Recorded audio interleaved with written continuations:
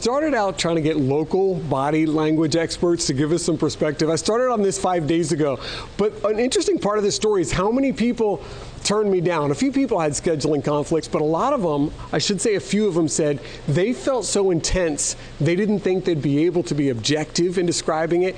And the vast majority, and I'm talking more than a dozen people, probably up to 15 experts I reached out to, said, I just don't want to touch this. It's too politically explosive. I don't even want to comment on their very slight gestures. So I ended up reaching out to experts in other parts of the country even before the debate started.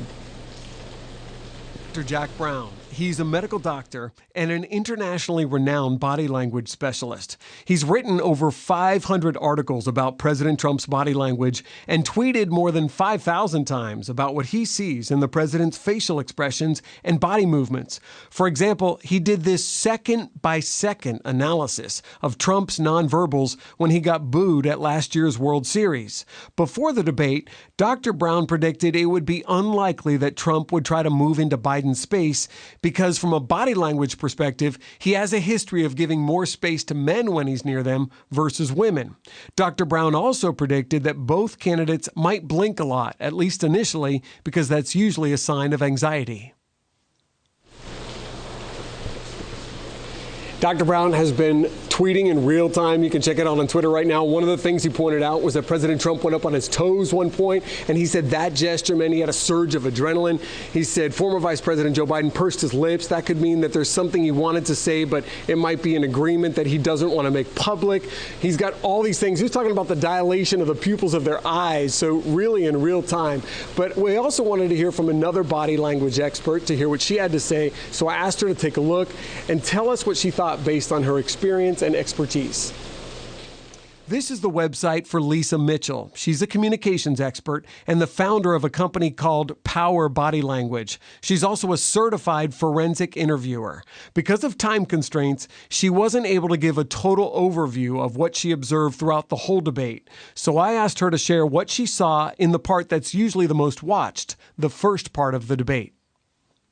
So Biden came out, he acknowledged Chris Wallace, the moderator. He acknowledged, almost openly embraced the audience as he walked on and took the stage, kind of inviting them in and acknowledging them. Trump was a little more mission focused. He did a nod of acknowledgement and then he took his place. What did you observe when they began to speak? Pretty cool, calm, and collected out of the gate by President Trump with his first proactive answer. We did see that change a little bit when it started to be more of that rebuttal tone. We did see an increase in gesture. So instead of holding or kind of lightly holding on to the podium as he had done during his initial response, we see much more gesturing. He gets much more animated. We see more head movement, more hand movement in response to Biden's answers and interrupting even at some point. What were his head and hand movements saying when he became more animated? In response to something he didn't like hearing from Biden, his eyebrows went up, like his face actually kind of lifted and sprung up, like in an exclamation point of like, no, I don't agree. He likes to do a lot of the sweeping away of like, no, I don't like what you just said. I'm kind of just going to sweep that away. What about former Vice President Biden's movements, gestures? He does this interesting thing with his mouth. Like he's almost biting, like holding in what he wants to say so he doesn't interrupt. He also does a lot of squinting. He's almost like wanting to block or almost doesn't want to hear or see what's being said from the other podium.